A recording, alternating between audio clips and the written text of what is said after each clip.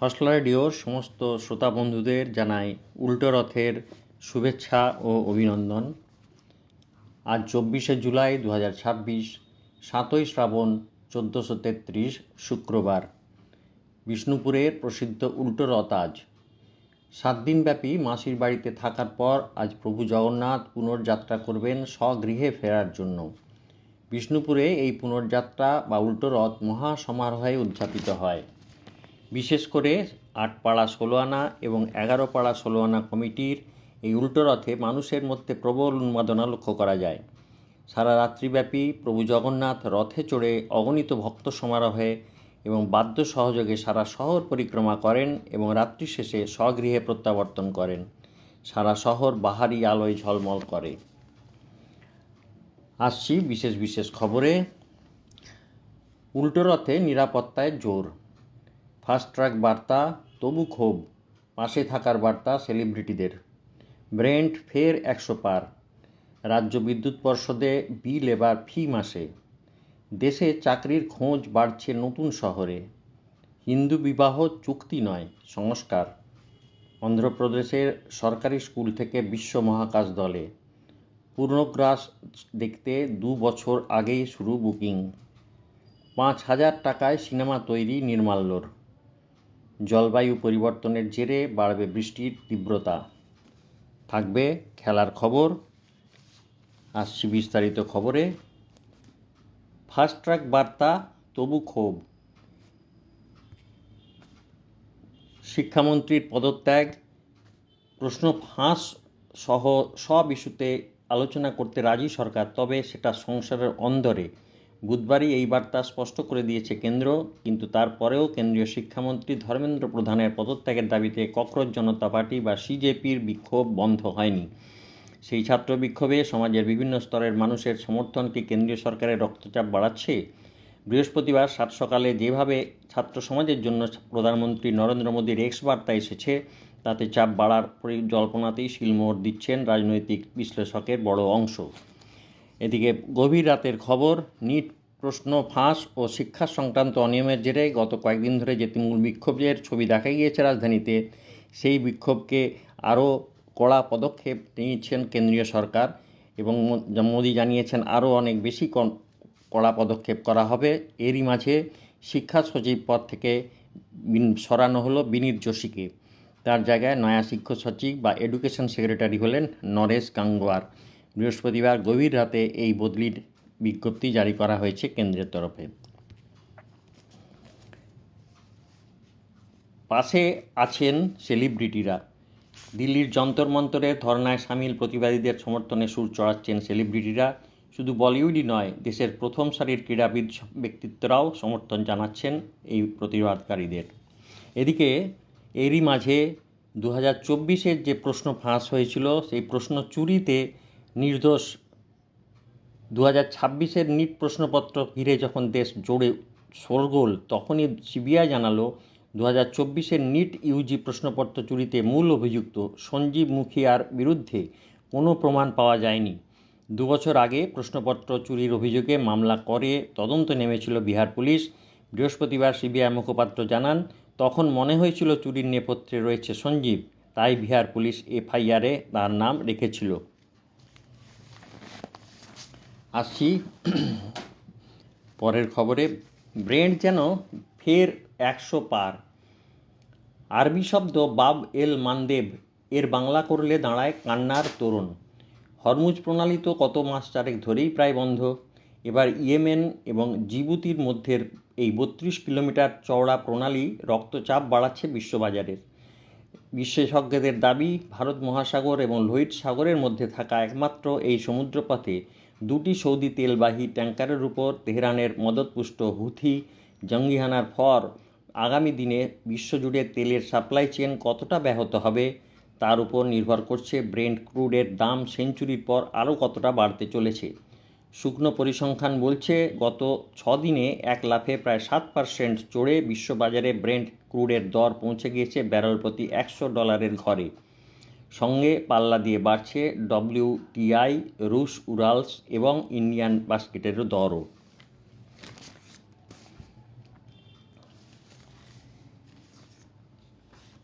রাজ্য বিদ্যুৎ পর্ষদে বিল এবার ফি মাসে। বিদ্যুৎ গ্রাহকদের জন্য স্বস্তির বার্তা দিলেন মুখ্যমন্ত্রী শুভেন্দু অধিকারী। বুধবার বিধানসভায় বিদ্যুৎ দপ্তরের বাজেট বরাদ্দ নিয়ে আলোচনায় মুখ্যমন্ত্রী জানিয়ে দেন, জানুয়ারি থেকে রাজ্য বিদ্যুৎ পর্ষদ এলাকায় 3 মাস অন্তর বিদ্যুৎ বিলের ব্যবস্থা তুলে দেওয়া হচ্ছে। এবার থেকে মাসের বিল মাসেই আসবে গ্রাহকের কাছে।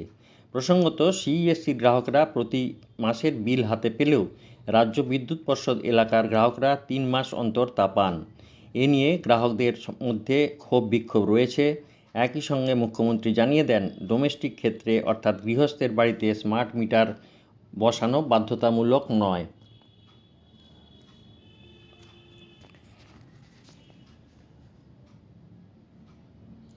দেশে চাকরির খোঁজ বাড়ছে নতুন শহরে। বেঙ্গালুরু, মুম্বাই, হায়দ্রাবাদ বা চেন্নাইয়ের মতো শহর একসময় চাকরি প্রার্থীদের গন্তব্য হলেও সেই মানচিত্র ক্রমেই বদলে যাচ্ছে। পেশাদার নেটওয়ার্কিং প্ল্যাটফর্ম লিঙ্কডইনের নতুন সমীক্ষায় অন্তত সেই রকমই আভাস পাওয়া গিয়েছে। সংস্থার প্রকাশিত সিটিজ অন দ্য রাইজ তালিকায় দ্রুত দেশের নতুন কর্মসংস্থানের কেন্দ্র হিসাবে উঠে আসছে বিশাখাপত্তনম, লুধিয়ানা, সুরাট, বদোদরা এবং প্রয়াগরাজের মতো শহরগুলি। শিল্প, প্রযুক্তি, আর্থিক পরিষেবা এবং পরিকাঠামো ক্ষেত্রে বিনিয়োগের বৃদ্ধির ফলে চাকরির বাজারে ক্রমেই বেড়ে চলেছে এই শহরগুলিতে। বুধবার তাদের সিটিজ অন দ্য রাইজ শীর্ষক সমীক্ষায় দ্বিতীয় সংস্করণের রিপোর্ট প্রকাশ করেছে লিঙ্কডইন। ওই রিপোর্টে দেশের এমন 10টি শহরের নাম উঠে এসেছে যেখানে কর্মসংস্থানের গতি সবচেয়ে বেশি। সমীক্ষার আরও দেখা গিয়েছে 2022-এর শুরু থেকে প্রতিটি শূন্য পদের জন্য আবেদনকারীর সংখ্যা দ্বিগুণের বেশি বেড়েছে। ফলে আগের তুলনায় অনেক বেশি কঠিন হয়েছে চাকরির প্রতিযোগিতা। সমীক্ষা অনুযায়ী চলতি বছরে ভারতের 72% পেশাদার নতুন চাকরির সন্ধান করছেন। তবে তাঁদের মধ্যে 76%-এর মত আর্টিফিশিয়াল ইন্টেলিজেন্স বা এআই এর মতো বিষয়ে দক্ষ কর্মীর চাহিদা বৃদ্ধি এবং দক্ষতার ঘাটতির কারণে চাকরি পাওয়া এখন আগের তুলনায় অনেক বেশি কঠিন। এই পরিস্থিতিতে দেশের উদীয়মান শহরগুলি চাকরি প্রার্থীদের জন্য নতুন সম্ভাবনার দরজা খুলে দিচ্ছে। নিজের শহর বা তার কাছাকাছি এলাকাতেই এখন বিভিন্ন শিল্পক্ষেত্রে নতুন সংস্থা এবং কারখানায় চাকরির সুযোগ তৈরি হচ্ছে। লিঙ্কডইনের রিপোর্টের দাবি, ভারতের অর্থনৈতিক বিকাশ এখন আর শুধু কয়েকটি মহানগরকে ঘিরে আবর্তিত হচ্ছে না। দেশের বিভিন্ন প্রান্তে নতুন কর্মসংস্থানের বাজার তৈরি হচ্ছে, যেখানে চিরাচরিত শিল্পের পাশাপাশি প্রযুক্তি, আর্থিক পরিষেবা, পরিকাঠামো এবং পরিষেবা ক্ষেত্র দ্রুত বাড়ছে। চাকরি প্রার্থীদের এখন নিজের কর্মজীবন নিয়ে পরিকল্পনার সময় শহর নির্বাচনের বিষয়টিও সমান গুরুত্ব দেওয়া দরকার বলে তিনি মনে করেন। দেশের বিভিন্ন শহর কোন ক্ষেত্রে উন্নতি করেছে তাও সমীক্ষায় তুলে ধরেছে লিঙ্কডইন। যেমন বিশাখাপত্তনমে বন্দর, ওষুধ শিল্প এবং ম্যানুফ্যাকচারিং শিল্পের পাশাপাশি এআই, ডেটা সেন্টার এবং প্রযুক্তি ক্ষেত্রে বিপুল লগ্নি হচ্ছে। লুধিয়ানায় ম্যানুফ্যাকচারিং শিল্পের সঙ্গে ইস্পাত, বিমান পরিষেবা এবং আতিথেয়তা শিল্প যুক্ত হয়েছে। অন্যদিকে শুধুমাত্র বস্ত্র ও হিরে শিল্পের মধ্যে নিজেকে সীমাবদ্ধ না রেখে স্টার্টআপ, রপ্তানি এবং রিয়েল এস্টেট ক্ষেত্রে দ্রুত বিস্তার ঘটাচ্ছে সুরাট।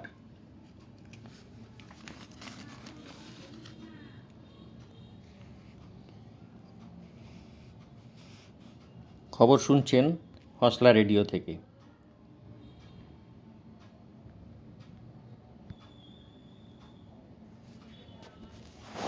অন্ধ্রপ্রদেশের সরকারি স্কুল থেকে বিশ্ব মহাকাশ দলে।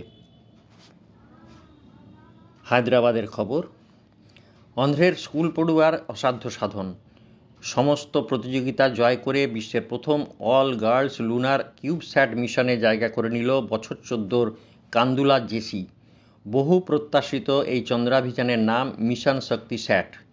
বিশ্বের 108টি দেশ থেকে অন্তত 12,000 কিশোরী এই অভিযানের অংশগ্রহণ হতে প্রতিযোগিতায় নেমেছিল। 20 জন নির্বাচিত হয়েছে। সেই তালিকায় রয়েছে অন্ধ্রের দাউলেশ্বরমের জেলা পরিষদ গার্লস হাই স্কুলের পড়ুয়া জেসিও। অন্ধ্রের সেই একমাত্র পড়ুয়া যে মিশন শক্তি স্যাটের চূড়ান্ত তালিকায় জায়গা করে দিতে পারল। জেসি জানিয়েছে ভবিষ্যতে সেই ইসরোয় কাজ করতে চায় মহাকাশ বিজ্ঞানে ভারতের নাম উজ্জ্বল করতে। তবে এই যাত্রাটা সহজ ছিল না কোনো মতেই। পরিবারের আর্থিক অসচ্ছলতা জেসির পড়াশোনার পথেই বাধা হয়ে দাঁড়িয়েছিল। তাই মেয়েকে বেসরকারি স্কুলে পড়াবেন বলে ভাবলেও শেষ পর্যন্ত সরকারি স্কুলেই দিতে বাধ্য হন পেশায় ছুতোর মিস্ত্রি জেসির বাবা। গোড়া থেকেই ভৌতবিজ্ঞানের প্রতি আগ্রহ ছিল তার। তা লক্ষ্য করেই বিজ্ঞানের শিক্ষিকা জেসির নাম অভিযানে দেন। এরপর শুরু হয় কড়া প্রস্তুতির পালা। 550টির মতো অনলাইন ক্লাস করতে হয়েছিল জেসিকে। স্যাটেলাইট সিস্টেম থেকে প্রপালশন, থার্মোডাইনামিক্স, স্পেস টেকনোলজি কী না ছিল সেই ক্লাসের পাঠ্যক্রমে। সাধারণ দশম শ্রেণীর সিলেবাস থেকে অনেকটাই আলাদা এবং কঠিন। তা সত্ত্বেও প্রতিটি ক্লাস করেছিল জেসি, শিখেছিল সব কিছু। এরপর চূড়ান্ত বাছাইয়ের জন্য জেসিকে অনলাইন লার্নিং, বিজ্ঞানী এবং প্রোগ্রামে কোঅর্ডিনেটরদের সঙ্গে প্রায় 1 ঘন্টা ভিডিও ইন্টারভিউ দিতে হয়। শেষে 1 মিনিটে মিশন শক্তি স্যাটের এবং স্টেম শিক্ষার তাৎপর্য বুঝিয়ে বলতে বলা হয়। সবই নিপুণভাবে করে জেসি। এরপরেই জানা যায় চূড়ান্ত তালিকায় জায়গা করে নিয়েছে অন্ধ্রের এই মেধাবী কিশোরী।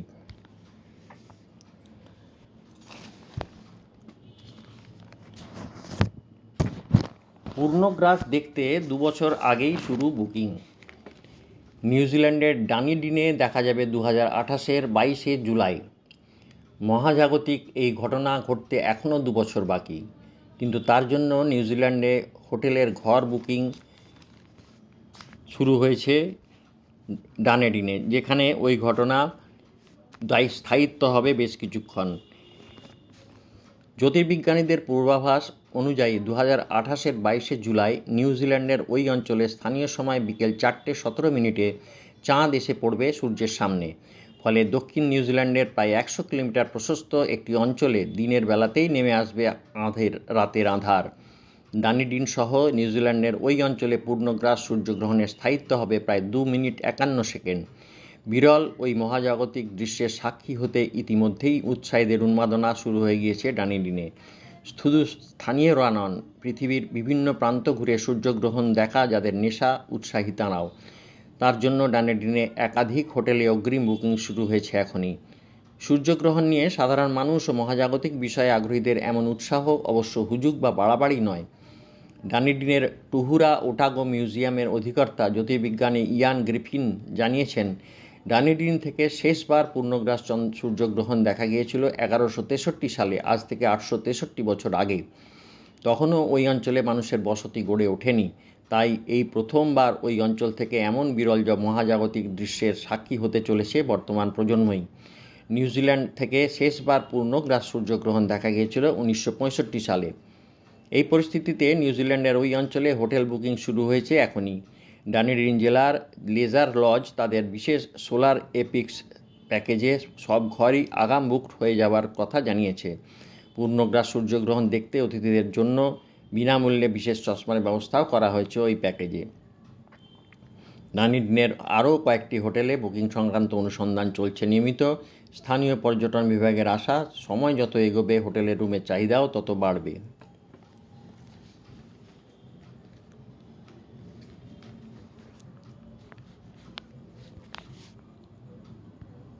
আসছি পরের খবরে। 5,000 টাকায় সিনেমা তৈরি নির্মাল্যর। বারাসাত। বড় প্রযোজক নেই, পরিচিত মুখ নেই, মোটা বাজেটও নয়, তবু সিনেমা তৈরির স্বপ্ন থেকে এক চুলও সরেননি তরুণ নির্মাতা নির্মাল্য হালদার। মাত্র 5,000 টাকা খরচে তৈরি করেছেন প্রায় 1.5 ঘন্টার পূর্ণ দৈর্ঘ্য বাংলা ছবি সংযোগ। থ্রিলার, সাসপেন্স, সায়েন্স ফিকশন ও ড্রামার মিশেলে তৈরি এই ছবির ট্রেলার আগামী আগস্টের মাঝামাঝি বা শেষের দিকে মুক্তি পাবে। সব পরিকল্পনা অনুযায়ী চললে সেপ্টেম্বরে ছবিটি পৌঁছবে প্রেক্ষাগৃহে। বিএ এলএলবির 2য় বর্ষের ছাত্র নির্মাল্যের বাড়ি দক্ষিণ 24 পরগনার মথুরাপুরে। পড়াশোনার পাশাপাশি দীর্ঘদিন ধরে ভিডিও এডিটিং, পোস্ট প্রোডাকশন এবং সঙ্গীত প্রযোজনার কাজ তিনি করছেন। সেই অভিজ্ঞতাকেই পুঁজি করে জন্ম নেয় 5,000 টাকার সিনেমা তৈরির ভাবনা। ছবির পরিচালক নির্মাল্যর বন্ধু রিতেশ দত্ত। গল্পও তাঁরই লেখা। স্টোরিবোর্ড, সম্পাদনা এবং কৃত্রিম বুদ্ধিমত্তা প্রযুক্তির ব্যবহারের কারণে পরিচালনার বিভিন্ন পর্যায়ে যুক্ত ছিলেন নির্মাল্যও। সঙ্গীত, শব্দ, পরিকল্পনা, সম্পাদনা এবং দৃশ্য নির্মাণের একাধিক ধাপে ব্যবহার করা হয়েছে এআই প্রযুক্তি। গত 21শে এপ্রিল মাত্র 24 ঘন্টার টানা শুটিংয়ে উত্তর 24 পরগনার গুমার বিভিন্ন এলাকায় শেষ হয় পুরো ছবির শুটিং। মাত্র 6 জন অভিনেতা অভিনেত্রী নিয়ে তৈরি হয়েছে সংযোগ। একমাত্র পেশাদার অভিনেতা সুজয় হালদার। বাকিরা কেউ ক্যাব চালক ও সেলুন ব্যবসায়ী, কেউ বহুজাতিক সংস্থার ডেটা কর্মী, এন্ট্রি কর্মী, কেউ ডিজিটাল মার্কেটিংয়ের সঙ্গে যুক্ত, আবার কেউ চাকরি প্রার্থী। অভিনেত্রীকে ন্যূনতম পারিশ্রমিক দেওয়া হলেও অন্য কোনো কেউ পারিশ্রমিক নেননি।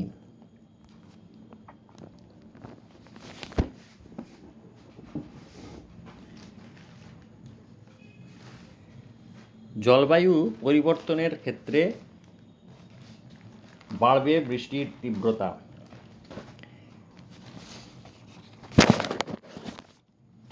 পরের খবরে আসছি। বৃষ্টির মেয়াদ বড়জোর 1.5 থেকে 2 ঘন্টা, কিন্তু তার মধ্যেই কখনো 88 মিলিমিটার, কখনো 62 মিলিমিটার, আবার কখনো বা 59 মিলিমিটার বৃষ্টি পেয়েছে কলকাতা। এত অল্প সময়ের মধ্যে এত বেশি বৃষ্টি হওয়ার ফলে নিকাশি ব্যবস্থা পুরোপুরি ভেঙে পড়ে। শহরে বিভিন্ন প্রান্তে জলে থই থই অবস্থা। একবার দুবার নয়, স্বল্পমেয়াদী অথচ তীব্র বৃষ্টির প্রবণতা গোটা দেশেই ঊর্ধ্বমুখী। জলবায়ু বিশেষজ্ঞদের হিসাব 2030-এর মধ্যে, অর্থাৎ সামনের 4 বছরে গোটা দেশে এমন চরম বৃষ্টির ঘটনা অন্তত 43% বাড়তে চলেছে। জলবায়ু পরিবর্তনের প্রভাব আগামী কয়েক বছরের মধ্যে ভারতে আরও প্রকট আকার ধারণ করতে চলেছে, এমনটাই আশঙ্কা জলবায়ু বিশেষজ্ঞদের। দেশ জুড়ে একদিকে যেমন তাপপ্রবাহের দাপট বাড়বে, অন্যদিকে তেমনই বাড়বে অতি ভারী ও অনিয়মিত বৃষ্টির ঘটনাও। আন্তর্জাতিক উন্নয়ন সংস্থা IPE গ্লোবাল এবং ভূতথ্য প্রযুক্তি সংস্থা এসরি ইন্ডিয়ার যৌথ সমীক্ষায় উঠে এসেছে এমনই উদ্বেগজনক পূর্বাভাস। সমীক্ষায় দেখা গিয়েছে, গত 3 দশকে ভারতে চরম আবহাওয়ার প্রকোপ আশঙ্কাজনকভাবে বেড়েছে। 1993 থেকে 2024-এর মধ্যে মার্চ, মে এবং জুন, সেপ্টেম্বর সময়কালে চরম তাপপ্রবাহের দিনের সংখ্যা প্রায় 15 গুণ বেড়েছে। আরও উদ্বেগের বিষয়, শুধুমাত্র গত 1 দশকেই এই ধরনের ঘটনার সংখ্যা বেড়েছে প্রায় 19 গুণ। গবেষকদের পূর্বাভাস, 2030-এর মধ্যে মুম্বাই, চেন্নাই, দিল্লি, সুরাট, থানে, হায়দ্রাবাদ, পাটনা ও ভুবনেশ্বরের মতো বড় শহরগুলিতে তাপপ্রবাহের দিনের সংখ্যা বর্তমানের তুলনায় প্রায় দ্বিগুণ হতে চলেছে। কলকাতাও খুব স্বস্তিদায়ক অবস্থায় নেই। তবে বিশেষজ্ঞদের মতে সবচেয়ে বড় উদ্বেগের কারণ হয়ে উঠছে অতি ভারী ও অনিয়মিত বৃষ্টিপাত। সমীক্ষায় দাবি করা হয়েছে, দেশের প্রতি 10টি জেলার মধ্যে অন্তত 8টিতেই 2030-এর মধ্যে বছরে একাধিকবার চরম ও অস্বাভাবিক বৃষ্টির ঘটনা ঘটতে পারে। বিশেষ করে পূর্ব ও পশ্চিম উপকূলবর্তী জেলাগুলিতে ইতিমধ্যেই অনিয়মিত ও প্রবল বৃষ্টির প্রবণতা বাড়ছে। পুনের Indian Institute of Tropical Meteorology বা IITM-এর রিপোর্ট অনুযায়ী 2022 থেকে 2026-এর 22শে জুলাই পর্যন্ত কলকাতায় 11 বার ভারী বৃষ্টির ঘটনা ঘটেছে। এর মধ্যে 2025-এর এমন ঘটনা ঘটেছে 7 বার। কোনো নির্দিষ্ট এলাকায় 24 ঘন্টায় 65 মিলিমিটার বেশি বৃষ্টি হলে তাকে আবহাওয়াবিদরা ভারী বৃষ্টি বলে উল্লেখ করেন। আগামী দিনে এই আশঙ্কা তীব্রতর হতে চলেছে। গবেষণায় আরও বলা হয়েছে, তাপপ্রবাহ প্রবণ এলাকার বিস্তারের সঙ্গে সঙ্গে অস্বাভাবিক বৃষ্টির ঝুঁকিও বাড়ছে। গবেষকদের মতে, স্থানীয় জলবায়ুর অতি দ্রুত পরিবর্তন, ভূমির ব্যবহার ও চরিত্র বদল, বনভূমি ধ্বংস, জলাভূমি ও ম্যানগ্রোভ দখলের মতো কারণে এই পরিস্থিতিকে আরও জটিল করে তুলেছে। আসছি খেলার খবরে। মোহনবাগান ইস্টবেঙ্গল ডার্বি দিয়ে শুরু হচ্ছে 135তম ডুরান্ড কাপ শনিবার, আগামীকাল। দুই দলের দুই নতুন কোচের মগজাস্ত্রের পরীক্ষা প্রথম ম্যাচেই। কলকাতা ডার্বি মানেই কি স্প্যানিশ মস্তিষ্কের লড়াই? গত কয়েক বছরে যেন এটাই গল্প ছিল কলকাতার, কিন্তু এবার অন্য ছবি। স্পেন ভার্সেস গ্রিস যুদ্ধে শুরু হতে চলেছে মরশুমের প্রথম ডার্বি। ইস্টবেঙ্গলের coach Antonio Lopez Habas Spanish, কিন্তু মোহনবাগানের নতুন কোচ পানোস গ্রিসের মানুষ। শনিবার বিকেলে যুবভারতীতে অন্যরকম লড়াই দেখলে অবাক হওয়ার কিছু নেই।